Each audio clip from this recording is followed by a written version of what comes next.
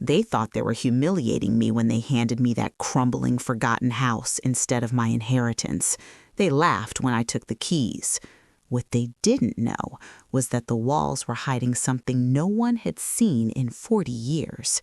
And when I opened the floorboards in that ruined kitchen, everything my family believed about me and about my grandmother changed forever. Before I begin, if you've ever lived through betrayal like this, please like, leave a comment, and subscribe to Storyflow Diaries.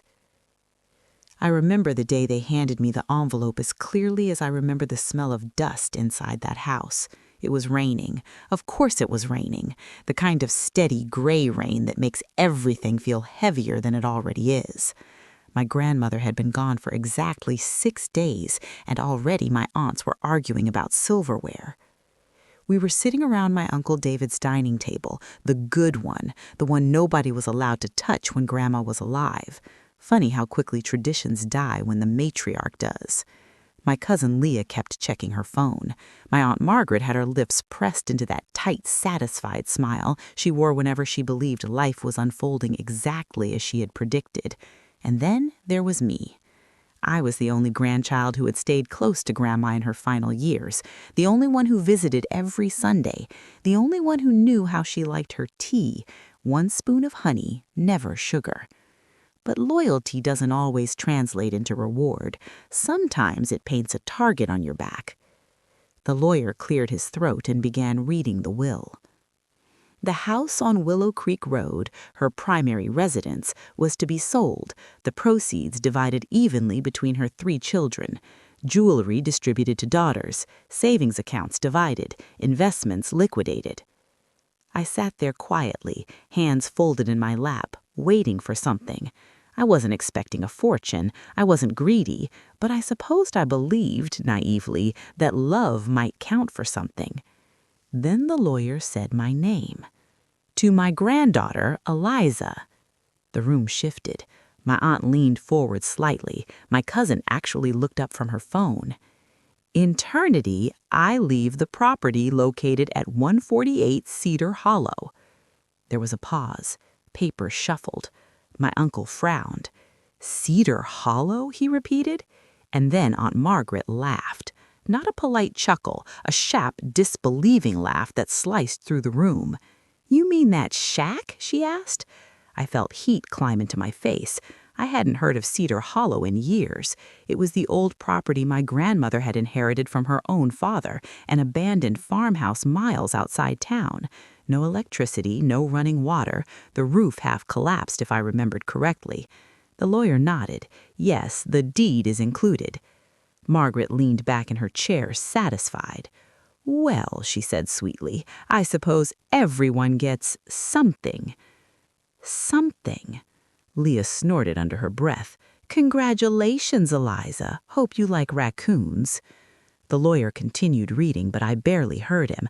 I could feel their eyes on me, waiting for disappointment, waiting for anger, waiting for proof that I'd expected more. I didn't give them the satisfaction. I simply nodded. After the reading ended, my uncle approached me with an envelope. Here are the keys, he said. He didn't meet my eyes. You'll need them if you plan to, well, do anything with it. His tone suggested doing anything with it would be foolish. I took the envelope carefully. It was thin, light, as if even the paper knew it carried no weight. Outside, the rain had slowed to a drizzle. I stood on the porch for a long moment before getting into my car. The envelope sat on the passenger seat like a quiet challenge. Part of me wanted to toss it into the glove compartment and forget it existed, pretend the humiliation hadn't happened, pretend the looks on their faces hadn't stung. But another part of me, the stubborn part Grandma used to smile at, felt something else. Curiosity. 3 days later, I drove out to Cedar Hollow. The road narrowed the farther I went. Asphalt turned to gravel, gravel turned to dirt. By the time the house came into view, my tires were coated in mud. It looked worse than I remembered. The porch sagged. One shutter hung crookedly from a rusted hinge. Weeds had claimed what used to be a garden. The windows were opaque with grime. For a moment, I just sat there in the car. This was my inheritance. Not money, not jewelry, not comfort. A decaying house no one else wanted. I stepped out slowly, the air thick with the scent of wet earth and something older, something forgotten. The key was cold in my hand. When I slid it into the lock, it resisted at first, as if the house itself wasn't sure it wanted me there. But then it turned. The door creaked open. Dust floated in the dim light like suspended memories. The wooden floor groaned beneath my weight. Every surface was layered in neglect. But beneath the decay, I felt something. I walked through the living room first, a stone fireplace, faded floral wallpaper peeling at the corners. A rocking chair sat in one corner, its cushion long disintegrated. I could almost picture my grandmother as a little girl here, before she became the formidable woman everyone both feared and respected, before life hardened her edges. Why? The latch lifted with a soft metallic click that echoed louder than it should have in that empty kitchen. I held my breath as I pushed the lid open slowly, half expecting something ordinary, something disappointing, to erase the fragile hope rising inside me. But what I saw first wasn't money. It wasn't jewelry. It was paper.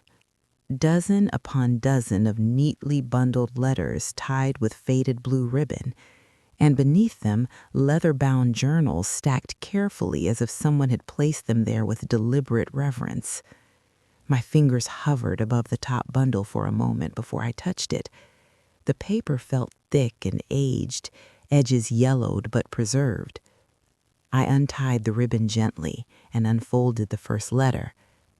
The handwriting stopped my heart.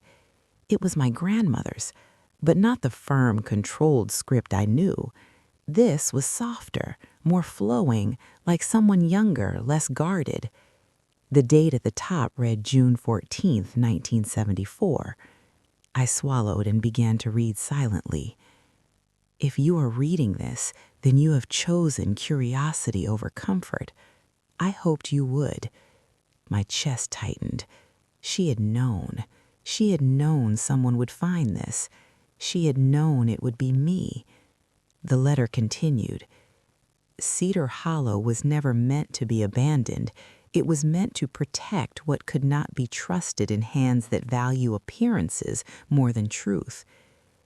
I felt the air shift around me. My grandmother was not a dramatic woman. She did not speak in riddles. She was practical, sharp, and painfully honest. So what truth needed protecting? I set that letter aside and reached for one of the journals. The leather was cracked but sturdy. When I opened it, the smell of aged paper and ink rose up like a memory. The first entry was written in 1969, the year before my mother was born. The entries were not daily musings. They were records, detailed descriptions of transactions, names, dates, amounts of money lent, and never repaid. I recognized some of the names immediately. My Uncle David, my Aunt Margaret. Their signatures appeared in careful ink beneath handwritten agreements. My pulse quickened. As I turned more pages, a pattern formed. Loan after loan, mortgage assistance, business bailouts, tuition payments, all quietly funded by my grandmother through private agreements secured against Cedar Hollow property. She hadn't been poor, not even close. She had been liquidating assets, refinancing and leveraging this land for decades to rescue her children from their own mistakes. And none of them had paid her back, not fully, not even close. A lump rose in my throat. I flipped toward the back of the journal. There, in more recent ink, was a summary page, total owed balances, itemized, and beneath it one sentence underlined twice. Debt does not disappear simply because the debtor grows comfortable. I leaned back against the cabinet, heart pounding. The house wasn't worthless. It was collateral. The legal agreements were tied to this property. The land itself held the leverage. And if those documents were still valid, then technically my aunts and uncle didn't just inherit evenly, they inherited obligations. A sudden wave of understanding washed over me. That laughter, that satisfaction. They believed everything had been divided cleanly. They believed the slate was white. But Grandma had known. She had structured it differently. She had secured her loans through Cedar Hollow alone. I returned to the box, searching beneath the journals. There was another envelope, sealed with wax, my name written across it in the steady, firm handwriting I recognized instantly. Eliza.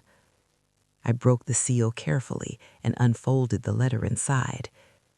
My sweet Liza, if this letter is in your hands, then you have done what I hoped. You looked deeper. You have always had the patience others lacked. Cedar Hollow is not a burden, it is leverage. I could have exposed their debts while I lived, but pride makes people cruel when cornered. I chose silence then. I do not choose silence now. My vision blurred slightly as I continued. The original promissory notes are legally binding and secured solely against this property. They were structured this way to ensure privacy and protection. If my children failed to honor their commitments, then the land transfers with their debt. The lawyer you will need is Thomas Wren. He holds copies filed discreetly under my instruction. Trust him. I let out a shaky breath. I knew that name. Thomas Wren had attended the will reading. He had remained quiet, almost indifferent, but now I understood the subtle look he gave me when Cedar Hollow was mentioned. It hadn't been pity, it was recognition. The final paragraph made my hands tremble. I do not give you this house for revenge. I give it to you for justice. If they have learned humility, show mercy. If they have not, teach it. Tears slipped down before I realized I was crying, not from anger, not from triumph, but from the sheer weight of what she had entrusted me with. This wasn't about money, it was about truth, about accountability. My grandmother had carried the burden of protecting her children's reputations for 40 years. She had shielded them from public embarrassment. She had absorbed their failures quietly, and in the end, they had laughed at the thought of me inheriting what they assumed was nothing. I closed the journal slowly and looked around the broken kitchen, the sagging ceiling, the cracked tiles, the peeling wallpaper. It wasn't ruin, it was disguise, a place no one valued enough to inspect closely. My phone buzzed suddenly in my pocket, making me jump. It was Leah, a text. So, enjoying your haunted mansion yet? I stared at the screen for a long moment. My fingers hovered over the keyboard before I typed back simply, "It has potential." 3 dots appeared immediately. She was waiting for sarcasm, waiting for frustration. I put the phone away without responding further. I wasn't ready to confront anyone yet. First, I needed confirmation. I needed to speak to Thomas Wren. I gathered the letters and journals carefully, placing them back into the box. I couldn't leave them here, not until I understood everything. I carried the box out to my car, locking the door behind me. The rain had stopped completely now. Clouds were thinning, sunlight pushed faintly through the gray, casting thin beams across the overgrown yard. As I stood there, holding that box against my chest, a strange calm settled over me. They thought they had handed me scraps. They thought they had dismissed me with a crumbling relic. But what they truly done was place the final piece of my grandmother's plan exactly where she intended, in my hands. I slid the box into the passenger seat and started the engine. My reflection in the rearview mirror looked different. Not angry, not humiliated, determined. As I drove back toward town, I replayed her words over and over. If they have learned humility, show mercy. If they have not, teach it. I didn't know which path I would choose, but I knew one thing for certain. The ruined house on Cedar Hollow was anything but empty. And when the truth surfaced, no one in that dining room would be laughing. I didn't go home. I drove straight to Thomas Wren's office before I could lose my nerve. His building sat on Main Street between a bakery and a hardware store, brick exterior, brass plaque polished to a soft shine. It looked ordinary, and yet, as I stepped inside carrying that old wooden box, I felt like I was walking into the next chapter of something much larger than I had imagined. The receptionist looked up and offered a polite smile. "Do you have an appointment?" she asked softly. "No," I replied, trying to keep my voice steady, "but I believe Mr. Wren will want to see me. It's about Cedar Hollow." Her expression shifted ever so slightly. She picked up the phone, dialed an extension, and spoke in a lowered tone. After a brief pause, she nodded toward the hallway. "He'll see you." Thomas Wren stood when I entered his office. He was older than I remembered from the will reading, gray hair neatly combed, glasses resting low on his nose. His eyes settled on the box in my arms before meeting mine. "You found it," he said quietly. It wasn't a question. I closed the door behind me and placed the box carefully on his desk. "I found something," I replied. He motioned for me to sit and lowered himself into his chair with deliberate calm. "Before you say anything further," he began, "I want you to understand that your grandmother was very clear. She anticipated this moment. She trusted your judgment." I swallowed hard. "Is it true?" I asked. "Are the promissory notes still legally binding?" He opened a drawer and removed a slim file folder, placing it on the desk. He didn't open it yet. "They are," he confirmed. "Each loan was documented, notarized, and secured specifically against Cedar Hollow as collateral. The property itself functions as enforcement. If repayment was not completed by the date of her passing, the rights transfer to the new deed holder. That would be you." The room felt smaller suddenly. "And how much are we talking about?" He finally opened the folder and slid a sheet of paper toward me. My breath caught when I saw the total. It wasn't a small sum. It wasn't even moderate. It was life-altering.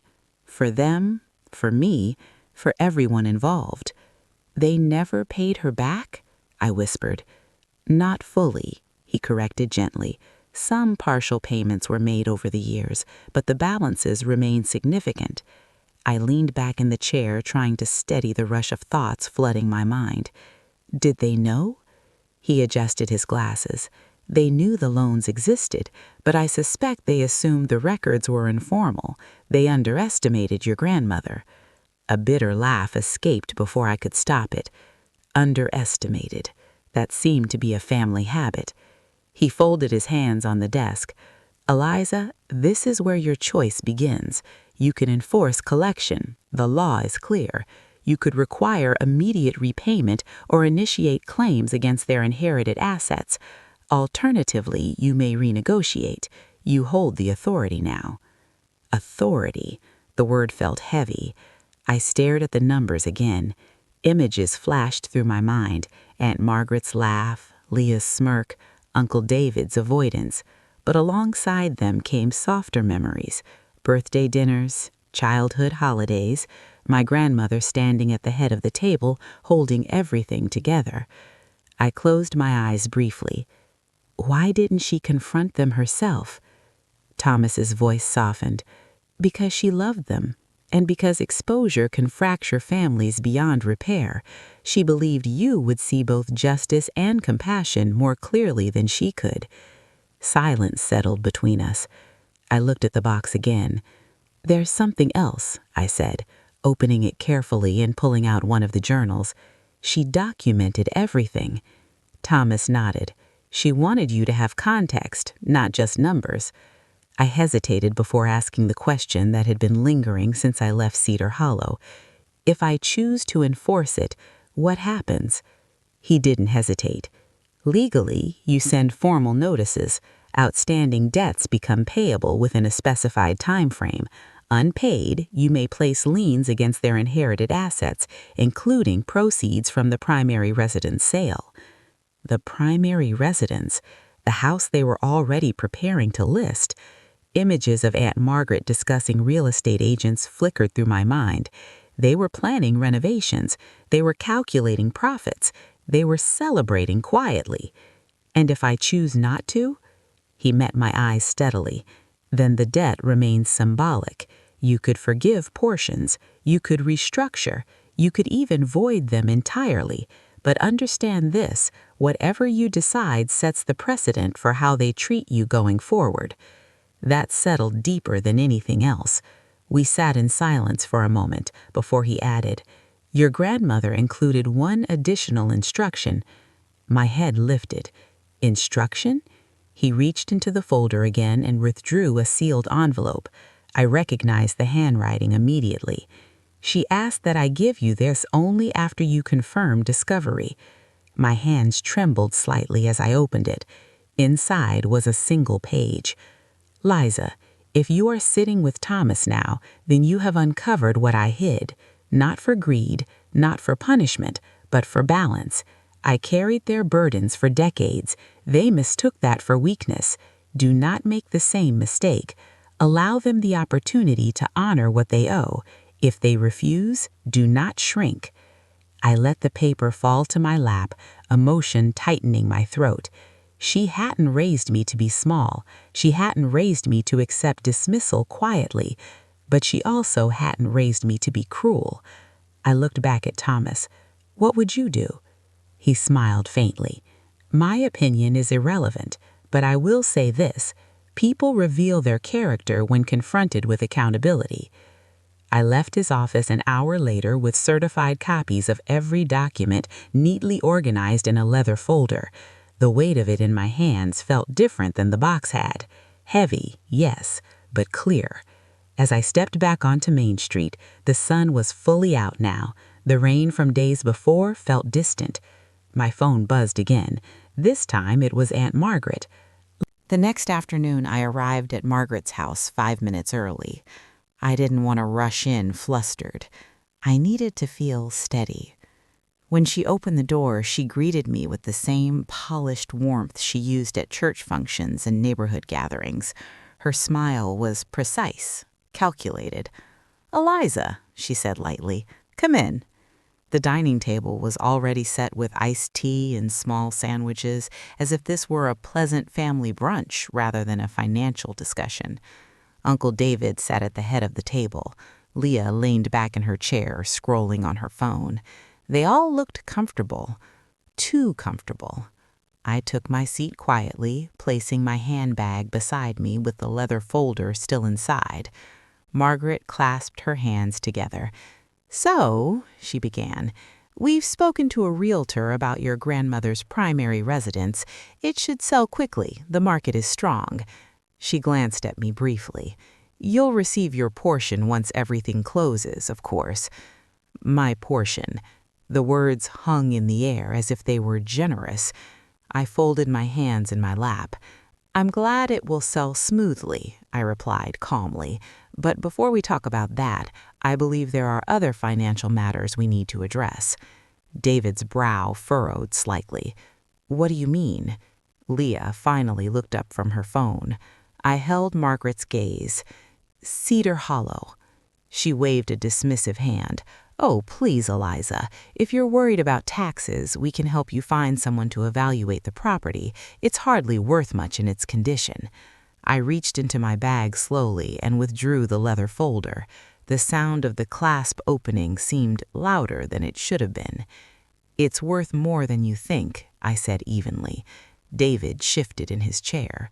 I slid 3 copies of the summarized debt sheet across the table, one toward each of them. At first, they looked confused, then irritated, then quiet. Leah leaned forward, eyes scanning the page. "What is this?" she asked sharply. "These are the outstanding balances tied to promissory notes secured against Cedar Hollow," I replied, keeping my voice steady. "Signed by each of you." Margaret's face lost color almost instantly. "That's absurd," she said quickly. "Those were family arrangements, not legal contracts." I met her gaze without blinking. They were notarized. David picked up his copy with trembling hands. "This can't be accurate," he muttered. "We paid back most of that." "Partial payments," I corrected softly, "not full settlement. The balances remain active." Silence swallowed the room. Leah's confident posture dissolved. She stared at the total beside her name, eyes widening. "This is insane," she whispered. Margaret's composure cracked first. "Your grandmother never mentioned anything about enforcing these. She wouldn't do that to her own children." I felt something steady settle inside me. "She didn't," I said quietly. "She chose not to enforce them while she was alive." David looked up slowly. "What are you saying?" I folded my hands again, mirroring the calm posture Margaret had used only minutes earlier. "I'm saying that Cedar Hollow was not a consolation prize. It was collateral. The debts transferred with the deed." Leah pushed her chair back abruptly. "You're threatening us?" Her voice trembled somewhere between anger and fear. "No," I replied. "I'm informing you." Margaret stood from the table, her chair scraping sharply against the floor. "This is manipulation," she hissed. "You've twisted something sentimental into a weapon." I shook my head gently. "It was never sentimental. It was structured." David rubbed his temples. "How soon would repayment be expected?" he asked quietly. That question shifted everything. Margaret turned toward him in disbelief. "You're entertaining this?" He didn't answer her. He kept looking at me. I reached into the folder again and withdrew the official copies from Thomas Wren's office.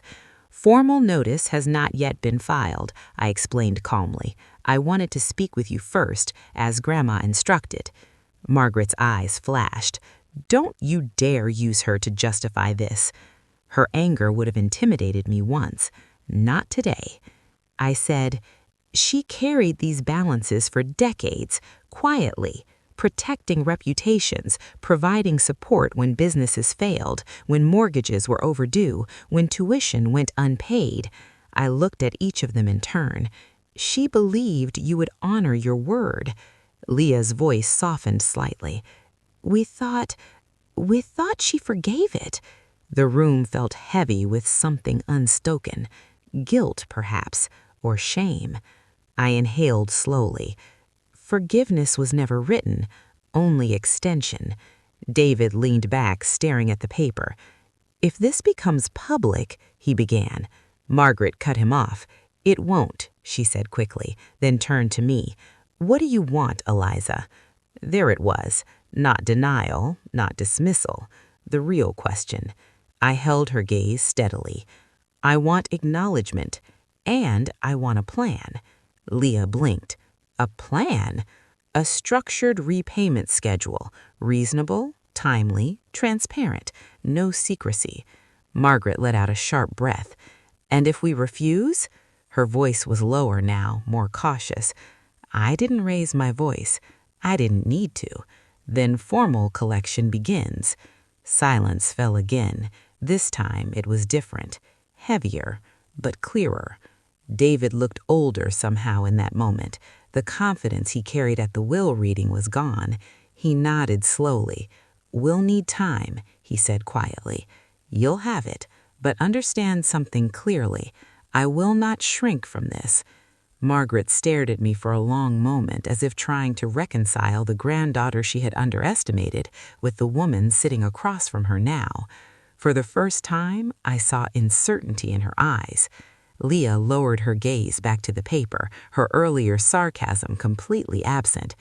"I didn't know it was this much," she whispered softly. I felt no triumph, no satisfaction, only a strange, steady clarity. "Neither did I answered. The conversation ended without raised voices. They didn't ask me to stay for lunch. As I walked toward the door, Margaret spoke quietly behind me. "Your grandmother always did favor you." I paused with my hand on The days after that lunch were quieter than I expected. There were no angry phone calls, no dramatic confrontations, no accusations whispered through extended relatives. Instead, there was silence. The kind of silence that forms when people are forced to sit with something they never thought would resurface. I went back to Cedar Hollow 2 mornings later, not because I had to, but because I wanted to stand inside those walls again with clearer eyes. The place felt different now, not like a burden, not even like leverage. It felt like responsibility. Sunlight streamed through the broken kitchen window, illuminating the dust that still lingered in the air. I stood in the center of the room and tried to imagine my grandmother at my age. What had she felt when her own father left her this land? Had she stood in this same spot, unsure whether it was gift or weight? I walked slowly through each room again. This time I noticed details I had missed before. The carved trim along the door frames, the solid oak beams beneath the peeling paint. The bones of the house were strong. It had been neglected, but not destroyed. There's a difference. Neglect can be repaired. Destruction is final. I found myself running my hand along the walls as if reassuring them. I wasn't here to tear anything down. I was here to decide what it would become. My phone rang, breaking the stillness. It was David. I let it ring twice before answering. Hello? There was a long pause on the other end before he spoke. Eliza, he began, his voice lower than usual. We've reviewed the documents with our own attorney. I leaned against the windowsill. And? They're valid, he admitted quietly. Every signature, every clause. I closed my eyes briefly, not in victory, but in confirmation. I wasn't bluffing, I said gently. I know, he replied. There was another pause. He cleared his throat. Margaret is having difficulty accepting it. I almost smiled at the understatement. I imagine she is. But, he continued, we've discussed it at length. We don't want legal proceedings. We'd prefer to settle this privately. The word privately lingered in the air again. So much of our family operated on that word. Private struggles, private rescues, private failures hidden behind polished smiles. What are you proposing? I asked. He exhaled slowly. We can't repay everything immediately. The house sale proceeds will cover a portion. After that, we're willing to establish monthly structured payments. It was exactly what I had requested, but hearing it from him shifted something inside me. With interest? I asked softly. He hesitated. Your grandmother never enforced interest. She also never enforced deadlines, I replied calmly. Another pause. Minimal interest, he conceded. Fair, but not punitive.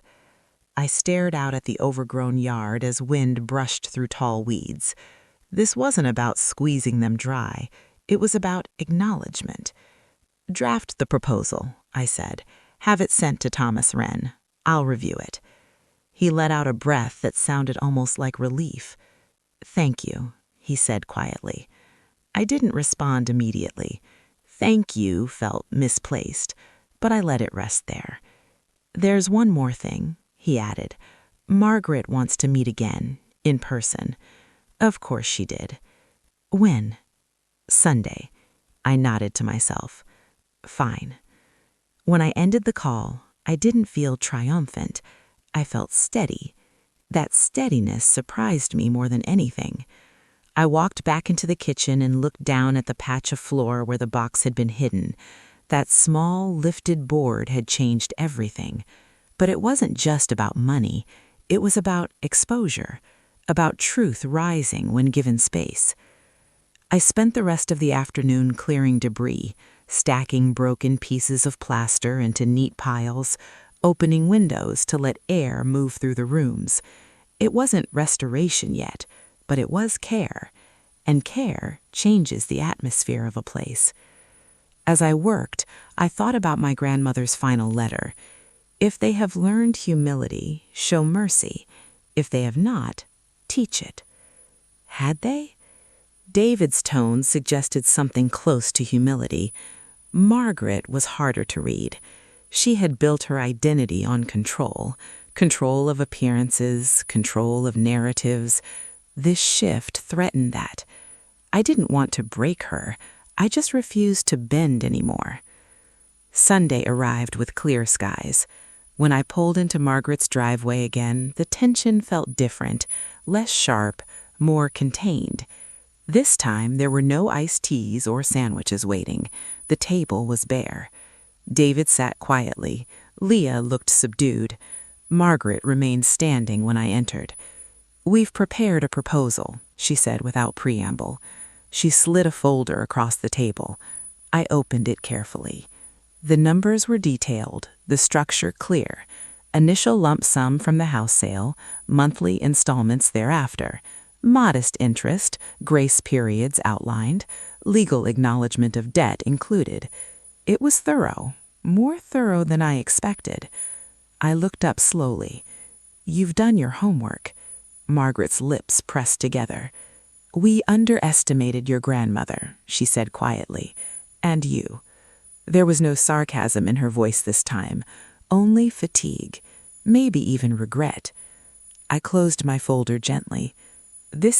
Restoration didn't begin with grand gestures. It began with a broom.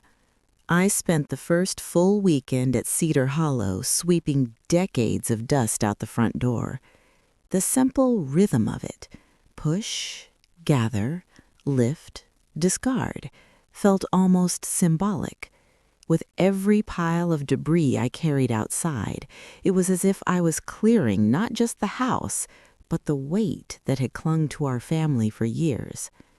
I hired a structural inspector the following week. His name was Mr. Harper, and he walked through each room slowly, tapping beams, measuring moisture levels, checking the foundation. When he finished, he stood in the kitchen where the floorboards had once concealed my grandmother's box and gave me a thoughtful look. "The bones are strong," he said. "It's been neglected, but it's solid." That sentence stayed with me. The bones are strong. Neglect, but solid. It applied to more than the house. Work began gradually. Roof repairs first, then electrical wiring, plumbing. The sounds of hammers and drills replaced the hollow silence that had once filled the rooms. Each improvement felt like reclaiming something that had been dismissed too easily. Word travels quickly in small towns. People began noticing trucks parked outside Cedar Hollow. Some were curious, some skeptical. I overheard whispers at the grocery store. Didn't that place belong to her grandmother? I heard it was falling apart. Why would she waste money on that old thing? I didn't correct them. I let them wonder. Every transformation starts quietly before it becomes visible. The first monthly repayment arrived exactly on schedule. David transferred his portion electronically. Margaret mailed a check. Leah included a brief note with hers. For Grandma. It was simple, but it felt sincere. I pinned that note to a temporary bulletin board I had set up in the newly cleaned living room. It reminded me why I was doing this. Not to punish, not to embarrass, but to reset something that had tilted for too long. One afternoon, about a month into renovations, Margaret surprised me. She pulled into the dirt driveway unannounced. I saw her car through the front window and felt a flicker of tension before steadying myself. She stepped out slowly, looking at the house as if seeing it clearly for the first time. The repaired roof gleamed slightly in the sun. New shutters framed the windows. The porch had been reinforced. "It doesn't look the same," she said quietly when I stepped outside. "It wasn't meant to stay broken," I replied. She studied the structure for a long moment before asking, "May I come in?" I nodded. Inside, the scent of fresh wood and paint replaced the old dampness. Sunlight moved freely through cleaned glass. Margaret walked from room to room silently. Her fingers brushed along the restored fireplace mantel. In the kitchen, she paused over the section of floor where the box had once been hidden. "Is this where—" she began. "Yes," I said. She nodded slowly. "Your grandmother loved this place when she was young. She told me once she felt safest here." That surprised me. She never said that to me. Margaret gave a faint, almost wistful smile. There were many things she didn't say directly. We stood in silence for a moment before she turned to me. "I was angry," she admitted softly. "Not just about the debt, about being confronted with it. I told myself she forgave us, but maybe I just didn't want to look at what we owed." Her honesty felt unfamiliar but welcome. "It's easier to believe silence means absolution," I said gently. She nodded. "You've handled this with more grace than I expected." I met her eyes. Grace isn't the absence of accountability, it's how you deliver it. She exhaled slowly, absorbing that. "What are you going to make this place?" she asked. I looked around at the open space, the cleared walls, the steady beams. "I've been thinking about that," I said. "Grandma carried everyone quietly. She created safety for others even when they didn't deserve it. I want Cedar Hollow to become a place that offers something similar." Margaret frowned slightly. "What do you mean?" I hesitated only briefly before answering. "A retreat space for women rebuilding their lives after divorce, after loss, after financial hardship. A place that offers temporary shelter and guidance. No secrecy, no shame." The words felt solid as they left my mouth. I'd been shaping the idea quietly for weeks, but speaking it aloud made it real. Margaret's expression shifted from confusion to something softer. "That's unexpected," she said. "It's fitting," I replied. "This house held hidden burdens for decades. It's time it holds something restorative instead." She walked toward the front door slowly. "Your grandmother would approve," she said quietly before leaving. After she drove away, I stood alone in the living room and let the moment settle. For the first time, I felt something close to reconciliation. Not complete, not effortless, but possible. The following months moved steadily. The repayment schedule continued without interruption. Legal tension dissolved into routine obligation. Conversations with David became less guarded. Leah even volunteered one Saturday to help paint. She worked quietly at first, but by afternoon she was laughing at the streaks of white across her jeans. "Grandma would scold us for this mess," she joked softly. I smiled. She would. As walls transformed from peeling gray to warm cream, the house seemed to breathe again. The garden outside was cleared and replanted. Native flowers lined the walkway. New life pushing through old soil. It struck me how similar restoration and accountability really are. Both require acknowledgement of damage. Both demand effort. Both offer renewal only after discomfort. One evening, as I locked up and prepared to leave, the sunset bathed Cedar. By the time autumn settled over Cedar Hollow, the house no longer looked forgotten. It looked intentional. The cream-colored walls glowed warmly beneath newly installed lantern lights along the porch. The garden had taken root in ways I hadn't expected. Lavender lining the walkway, wildflowers bending gently with the wind, and a small oak sapling planted near the side fence where weeds once ruled. I stood on the porch one evening watching the sunset spill gold across the fields and realized something quietly astonishing. I wasn't rebuilding a structure, I was rewriting a legacy. The nonprofit paperwork was officially approved 2 weeks earlier, Cedar Hollow Renewal Center. The name felt simple and steady, not dramatic, not grand, but honest. We converted the upstairs bedrooms into private spaces for short-term stays. The downstairs sitting room became a counseling area with soft chairs and shelves lined with donated books on financial literacy, healing, and self-reliance. Local volunteers stepped forward quietly once word spread, not because of gossip, but because of purpose. Mrs. Harper, the inspector's wife, offered to host weekly budgeting workshops. A retired teacher volunteered to tutor women studying for certification exams. It grew slowly, but it grew with sincerity. The first guest arrived on a cool Tuesday morning. Her name was Marisol. She stood on the porch clutching a small duffel bag, eyes wary but hopeful. As I opened the door, I saw a reflection of something familiar in her expression, that fragile mixture of pride and exhaustion. "Welcome," I said gently. She stepped inside cautiously, as if unsure whether she deserved the warmth waiting for her. And maybe that was the quiet truth so many carried. They weren't sure they deserved rebuilding. We sat in the kitchen, the same kitchen where floorboards once hid decades of secrets. Now sunlight poured freely across the table. "This place is beautiful," she whispered.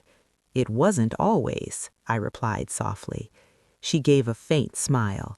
"Nothing worth keeping ever is at first." Her words lingered long after she went upstairs to settle in. That night, as I locked up the office area, I felt a swell of gratitude that nearly overwhelmed me. The house that once symbolized hidden debt now held visible restoration. And in that transformation, I felt my grandmother's presence more strongly than I ever had in grief. The repayment schedule continued steadily. David never missed a transfer. Margaret's checks arrived precisely dated. Leah began including small handwritten notes, updates about her new job, about evening classes she enrolled in. It was subtle, but I saw the shift. Accountability had not destroyed them, it had steadied them. One afternoon, Margaret requested to visit again. This time she brought photo albums. She laid them out carefully on the restored dining table. "I thought these belonged here," she said quietly. We flipped through pages of black and white photographs, my grandmother as a young girl standing on this very porch, her hair braided, her smile unguarded. "She was happiest here before life became complicated," Margaret murmured. I studied the image closely, the innocence, the simplicity. "Maybe that's why she protected it so fiercely," I said. Margaret nodded slowly. We misunderstood her strength for control and her silence for forgiveness. There was no bitterness in her voice now, only reflection. "Do you resent us?" she asked suddenly. The question hung heavy between us. I considered it honestly. I resented being dismissed, I admitted, but resentment fades when truth stands clearly. She looked relieved, not absolved, but understood. We sat together longer than we ever had without tension. When she left, she paused at the porch steps. "You've done something remarkable," she said quietly. "Not with the house, with us." I watched her drive away and realized she was right. The real restoration hadn't been wood and paint. It had been boundaries, clear expectations, honest conversations. The kind my grandmother never forced, but prepared me to handle. Winter approached gently that year. Cedar Hollow hosted its first small gathering, a gratitude evening for volunteers and former guests. Marison stood near the fireplace sharing how she had secured stable employment and her own apartment. "This place gave me space to breathe," she said, voice steady but emotional. I glanced at the patched section of floor hidden now beneath polished boards. No one in that room knew what once lay beneath, but its impact echoed through every word spoken. As the evening ended and guests filtered out into the crisp night air, I lingered by the door. Leah approached hesitantly. "I didn't understand before," she said softly, "about the debt, about why Grandma structured it that way." I waited quietly. "She wasn't punishing us, she was forcing us to stand on our own." I nodded.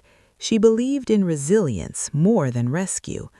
Leah looked around the room at the glowing lantern light, the restored beams, the laughter fading into the night.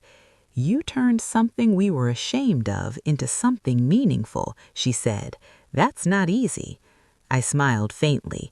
"Neither is admitting when we owe something." She hugged me unexpectedly, not tight, not dramatic, but sincere. As snow began to fall lightly outside, I stepped onto the porch alone. The air was sharp and clean. I could almost imagine my grandmother standing beside me, her steady presence silent but certain. They had given me a ruined house instead of an inheritance, or so they believed. What they truly gave me was an opportunity, an invitation to confront truth without cruelty, to demand accountability without vengeance, to rebuild without erasing history. The debts were still being repaid, not just financially, but relationally. Our family dinners felt different now, less polished, more authentic. There were pauses where pride once spoke too loudly. There were apologies where silence once lingered. And Cedar Hollow stood at the center of it all, not as leverage anymore, but as proof that restoration is possible when foundations are finally exposed. As I looked down over the snow-dusted fields, I felt something close to peace, not the fragile kind dependent on circumstances, but the sturdy kind built through clarity. My grandmother had once written, "If they have learned humility, show mercy. If they have not." Spring arrived at Cedar Hollow with a softness that felt almost ceremonial. The snow melted slowly into the soil, and green pushed its way up through the earth without apology. I stood in the garden one early morning, watching dew gather along lavender stems, and realized a full year had passed since the will reading. A year since the rain, a year since they handed me keys wrapped in quiet humiliation. If someone had told me then what this house would become, I wouldn't have believed them, not because it was impossible, but because I hadn't yet understood what I was capable of. The repayment agreement was nearing its final quarter. David had accelerated his installments after securing a promotion. Margaret refinanced a property quietly to settle a larger portion ahead of schedule. Leah, steady and determined, never missed a month. What began as obligation had transformed into discipline, and discipline, over time, builds dignity. We gathered at Cedar Hollow that afternoon for the first official anniversary of the Renewal Center. Volunteers set up folding tables in the yard. White linens fluttered gently in the breeze. Marison returned with a homemade dish and a smile brighter than I remembered. She brought her younger sister this time, hoping to enroll her in the financial literacy workshop starting next month. As laughter drifted through the open windows, I felt something settle in my chest that had nothing to do with relief. It was fulfillment. Margaret arrived carrying a framed photograph. It was the black and white image of my grandmother as a young girl on this porch. "I had it restored," she said quietly, handing it to me. I ran my fingers over the smooth glass and felt tears press gently at the edges of my eyes. "She belongs here," Margaret added softly. We hung the frame in the hallway just outside the kitchen, not as a shrine, but as a reminder. Later that evening, after guests had gone and lanterns dimmed low, our immediate family remained seated around the long wooden table we'd refinished together months ago. The same table that once hosted tension now held warmth. There was no lawyer, no folders, no guarded expressions, only us. David cleared his throat gently. "I've been thinking," he began, his voice steadier than it used to be. "We spent years believing Mother's silence meant approval, but it was patience." He looked at me, then at Margaret, and patience has limits. Margaret nodded slowly. "She gave us chances we didn't recognize as chances," she said, "and you gave us one more." I shook my head gently. "I gave you accountability. You chose to respond." Leah leaned forward, resting her elbows on the table. "I used to think inheritance meant being handed something finished," she said thoughtfully. "Money, property, security. But maybe it's being handed something unresolved and choosing what to do with it." Her words carried more weight than she realized. I looked around the room, the restored beams overhead, the garden visible through open windows, the photograph in the hallway catching soft light, and felt a quiet certainty. She was right. The final repayment cleared 2 months later. There was no dramatic announcement, no celebration, just a confirmation email from Thomas Wren stating that all balances were settled in full. I stared at the message for a long moment before closing my laptop. It wasn't the money that moved me. It was the completion. The cycle had closed, not buried, not ignored, closed. That evening, I walked through Cedar Hollow slowly, room by room. The retreat was fully operational now. We had hosted 12 women in its first year. Some stayed a few weeks, some a few months, all left with something steadier than when they arrived: confidence, resources, direction. The upstairs bedroom windows were open, curtains lifting gently in the breeze. The kitchen smelled faintly of lemon oil and fresh bread someone had baked earlier. The floorboards, once pried open with trembling hands, were smooth beneath my steps. I paused in that kitchen and placed my palm against the section of floor where the box had been hidden. For a moment, I closed my eyes. I could still feel the sharp crack of wood giving way, the dust in the air, the rush of discovery. But what stayed with me most wasn't the shock, it was the choice that followed. Discovery alone changes nothing. It's what you do with it that shapes everything. My phone buzzed softly. It was a message from Margaret. "Thank you for not choosing the easy road." I read it twice before responding. "Thank you for walking the harder one." As twilight settled outside, I stepped onto the porch. The field stretched wide and open, painted in hues of soft blue and fading gold. The oak sapling near the